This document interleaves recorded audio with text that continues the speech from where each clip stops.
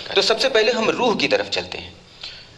اور اس کی شروعات ہم ایک متفق علیہ صحیحین کی ایک روایت سے کرتے ہیں۔ حضرت عبداللہ ابن مسعود رضی اللہ عنہ کی روایت ہے، وہ فرماتے ہیں کہ ایک بار مدینہ کے کھنڈرات میں آپ صلی اللہ علیہ وسلم کے ساتھ ٹہل رہا تھا۔ آپ صلی اللہ علیہ وسلم کے ہاتھ میں کھجور کی ایک شاخ تھی جس کو وہ زمین پر ٹکا کر چل رہے تھے۔ ہمارا گزر ایک یہودیوں کے ایک گروپ پر ہوا۔ آپ صلی اللہ علیہ وسلم کو دیکھ کر ان یہودیوں نے آپس میں کچھ مشورے کرنے شروع کر دیے کہ پوچھو ان سے کہ روح کیا ہے، اگر یہ اللہ کے سچے پیغمبر ہیں تو ضرور بتا دیں گے، لیکن کچھ لوگوں نے کہا کہ اگر تمہاری یہ بات اللہ کو ناپسند ہوئی تو تم پر پھٹکار بھی تو پڑ سکتی ہے، تو پھر منہ دکھانے کے قابل نہیں رہو گے، اس لیے اللہ کے پیغمبر سے ایسی ویسی باتیں نہ پوچھا کرو۔ لیکن ایک شخص اس میں سے اٹھ کھڑا ہوا اور اس نے کہا کہ میں تو ضرور پوچھوں گا، اور وہ سامنے آیا اور اس نے مخاطب کر کے کہا، اے ابو القاسم، ابو القاسم آپ صلی اللہ علیہ وسلم کی کنیت ہے، اے ابو القاسم آپ بتائیے کہ روح کیا ہے۔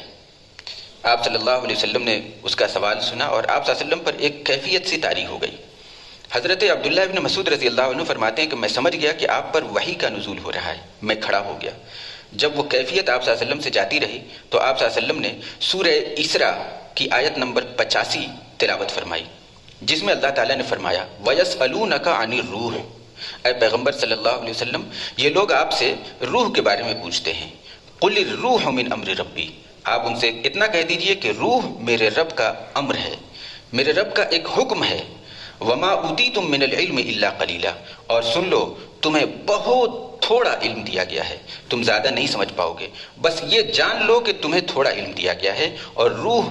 میرے پروردگار کا، میرے رب کا حکم ہے۔ جہان کے سارے فلسفیوں نے، عقل مندوں نے، سائنسدانوں نے اتنی کوشش کی سمجھنے کی اور اس گتھی کو سلجھانے کی اور اس کو تفصیل میں کرنے کی اور روح کی حقیقت بتانے کی کہ روح کی حقیقت مطلب روح بھی بے چین ہو گئی ہوگی کہ یہ کون لوگ میرے پیچھے پڑ گئے، اس کو سلجھا نہ سکے، اور اس کو اتنا پیچیدہ اور اتنا غلیظ معاملہ بنا دیا لوگوں نے کہ سمجھ سے باہر ہو گئی بات، جبکہ اس کا ادراک اور اس کا شعور صرف اتنا تھا کہ وہ اس بات کا اقرار کر لیتے، اس کو تسلیم کرتے کہ یہ ہماری سمجھ سے باہر کی چیز ہے۔ اس کا خالق خود کہہ رہا ہے کہ تمہیں بہت تھوڑا سا علم دیا گیا ہے، نہیں سمجھ پاؤ گے، لیکن یونانی فلسفیوں نے اور دنیا جہان کے سارے لوگوں نے اس پر اتنی زیادہ بحثیں کی کہ اس کو اتنا کمپلیکس بنا دیا کہ روح کے نام پر جو مباحث ہیں ان کے تصور سے ہی روح کانپ جاتی ہے۔ اسی کو اکبر الہ آبادی نے ایک شعر میں کہا ہے کہ فلسفی کو بحث کے اندر خدا ملتا نہیں، ڈور کو سلجھا رہے ہیں اور سرا ملتا نہیں۔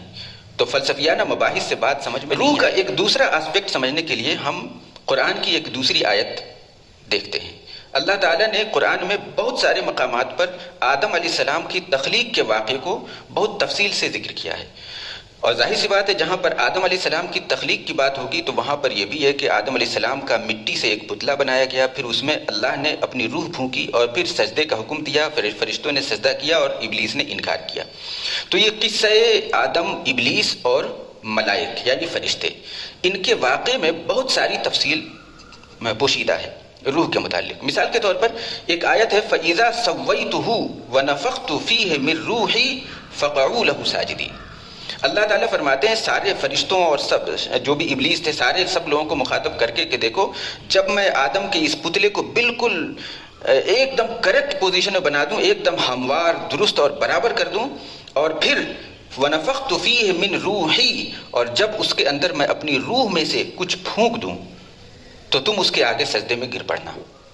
تو اس کا مطلب ہمیں یہ سمجھ میں آئی بات اس آیت سے کہ روح وہ شے ہے جو خود خدا کی ذات سے براہ راست تعلق رکھتی ہے، کیونکہ آدم علیہ السلام کے واقعے میں اللہ تعالیٰ نے خود فرمایا کہ میں جب اس کا پتلا ایک دم برابر بنا کر کے اس میں اپنی روح میں سے کچھ پھونک دوں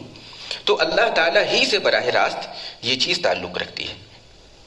اور روح ہمارے درمیان بالکل اسی طرح رہتی ہے جس طرح پھولوں کے اندر خوشبو بستی ہے یا پیڑ کی شاخوں کے اندر پانی رہتا ہے۔ تو یہاں پر ہمیں یہ بات سمجھ میں آتی ہے کہ ہمارے بدن کا دو پورشن ایک کمپوزٹ بینگ ہے، ہمارا ایک آؤٹر کور ہے جو مادی جسم ہے جو زمین سے بنا ہے، اور ایک ہمارا انر کور ہے جو ہمارا ایک اوریجنل پرسنالٹی ہے، انٹرنل پرسنالٹی جو ہماری روح ہے اور وہ آسمانوں سے آئی ہے۔ اور جس طرح ہماری روح کو ہمارے بدن کو غذا کی ضرورت ہوتی ہے سروائیول کے لیے، صحت مند رہنے کے لیے، اسی طرح ہماری روح کو بھی غذا کی ضرورت ہوتی ہے زندہ رہنے کے لیے اور مزید نورانی ہونے کے لیے۔ یہاں پر ایک تیسری بات ہے، یہ سمجھنا بہت ضروری ہے کہ روح کا مادہ کیا ہے جیسے کہ یہ جو جسم ہے اس کا مادہ عرضی ہے، یہ زمین ہے، یہ مادیات ہیں، یہ زمین سے مٹی سے ہم پیدا ہوئے ہیں، تو یہ جسم کا مادہ تخلیق مٹی ہے، لیکن روح کا مادہ تخلیق کیا ہے؟ نور ہے۔ اس کو پھر دوسری آیات سے سمجھنے کی کوشش کریں گے۔ اللہ تعالیٰ اپنے بارے میں بھی ارشاد فرماتا ہے اللہ نور السماوات والارض، اللہ زمین و آسمانوں اور زمین کا نور ہے۔ تو اللہ ایک روح کی خوراک نورانی افکار ہیں، نورانی عقائد ہیں، اعمال صالحہ ہیں، جبکہ جسم کی خوراک وہ تمام شے ہے جو اس زمین سے پیدا ہوتی ہے۔ اور جس طرح غذا کے نہ ملنے سے یہ جسم اسٹارویشن کا شکار ہو کر مر جاتا ہے، اسی طرح نورانی غذاؤں کے نہ ملنے سے روح بھی کثیف اور بوجھل ہو جاتی ہے، بیمار ہو جاتی ہے اور مر جاتی ہے۔ یہاں پر یہ بات بہت اچھی طرح سمجھ لینے کی ہے، جو شخص ایسا ہے کہ اس شخص میں خدا کی یاد ہے، قرآن کا شعور ہے، رسول اللہ کی محبت اور اس کی پیروی ہے،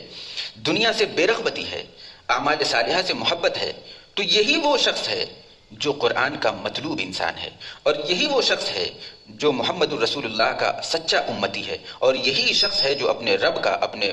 خدا کا پیارا بندہ ہے، چاہے اس کی رنگت جیسی بھی ہو، اور چاہے اس کا آؤٹ فٹ جیسا بھی ہو، اور چاہے اس کا کپڑا اور اس کی شکل صورت کیسی بھی کیوں نہ ہو، اگر یہ صفات اس کے اندر پائی جاتی ہیں تو وہی اصل انسان ہے۔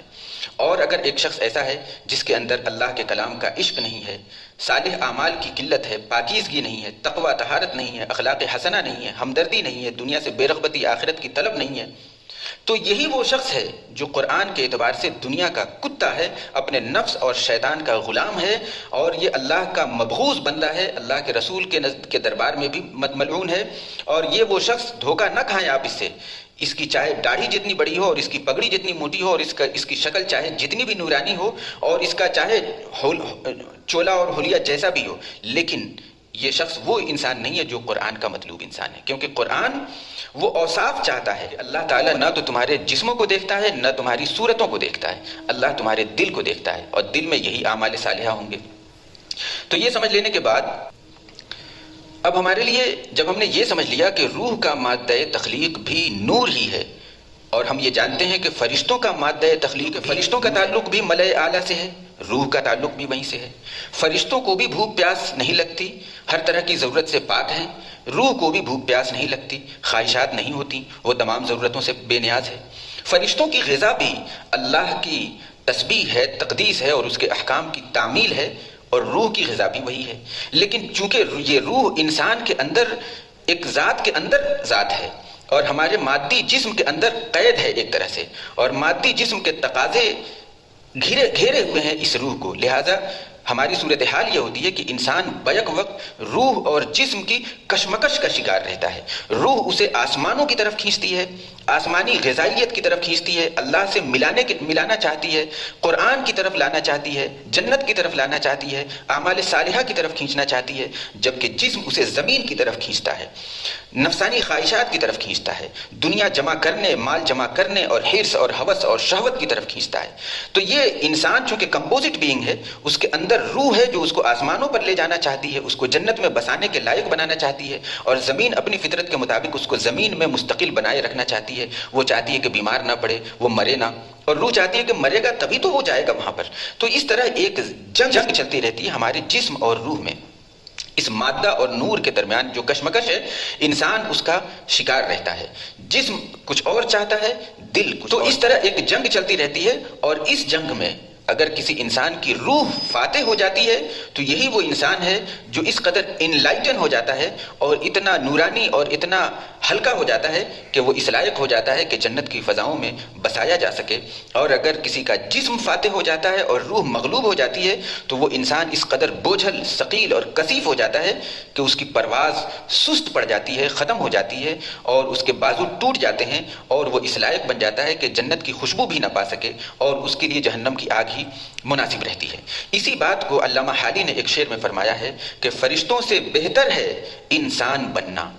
فرشتوں سے بہتر ہے انسان بننا، مگر اس میں لگتی ہے محنت زیادہ، کیونکہ فرشتوں کے اندر تو جسم کا یہ خول نہیں ہے، مادی تقاضوں کا یہ خول نہیں ہے، ہمارے اندر یہ ہے اور اندر روح ہے۔ تو اگر جسم کو اگنور کر کے اگر کوئی روحانی اعمال کر کے اور نورانی اپنے آپ کو بنائے گا تو وہ تو فرشتوں سے بہتر وقت ہے، جس کو واضح کرنے کے لیے کسی شاعر نے کہا ہے کہ فرشتہ مت کہو مجھ کو میری توہین ہوتی ہے، فرشتہ مت کہو مجھ کو، میری توہین ہوتی ہے، میں مسجود ملائک ہوں، مجھے انسان رہنے دو۔ کہ فرشتہ انسان اگر قرآن کا مطلوب انسان بن جائے تو فرشتہ کہنا تو اس کی تحقیر ہے، کیونکہ فرشتوں سے بہت آگے کی چیز ہے۔ وہ مسجود ملائک ہے، یہ وہ ہستی ہے جس کو فرشتوں نے سجدہ کیا ہے، اور تم اس کو کہہ رہے ہو کہ غالب نے بھی اپنی ایک غزل میں بہت ہی خوبصورتی کے ساتھ واضح کیا ہے۔ انہوں نے کہا کہ بازیچہ اطفال ہے دنیا میرے آگے، ہوتا ہے شب و روز تماشا میرے آگے، اور ایمان مجھے روکے ہے تو کھینچے ہے مجھے کفر، کعبہ میرے پیچھے ہے کلیسا میرے آگے۔ تو یہ ایمان کسی چیز سے روکتا ہے، مت کرو ایسا، مت جاؤ وہاں، مت بولو یہ، اور کفر انسان کا یہ مادہ کھینچتا ہے، ارے کر لو ایسا۔ تو یہ جو کھینچنا، ایک کھینچ رہا ہے اور ایک ادھر، تو یہ جو رسہ کشی ہے یہ ہر آن ہر لمحہ انسان میں عام طور پر ہم روح کی اور جسم کی یہ جنگ میں ہم دیکھتے ہیں کہ ہمارا جسم جیت جاتا ہے اور ہماری روح کمزور ہو جاتی ہے، کیونکہ اللہ کی ذات سے، اللہ کے کلام سے اور اللہ کے ذکر سے اور نورانی اعمال سے اور روحانی غذاؤں سے ہمارا کوئی تعلق نہیں ہوتا۔ تو اس لیے واقعہ یہ ہو جاتا ہے کہ کعبہ میرے پیچھے ہو جاتا ہے، اور روح کا یہ وہ پس منظر تھا جو ہمیں سمجھنا ضروری تھا۔ ہم بلا وجہ کی بحثوں میں جائے بغیر ہم نے روح کو اس طرح سے، بس اتنا ہی کافی ہے ہمیں وہ بات سمجھنے کے لیے جو قرآن ہمیں بتانا چاہتا ہے۔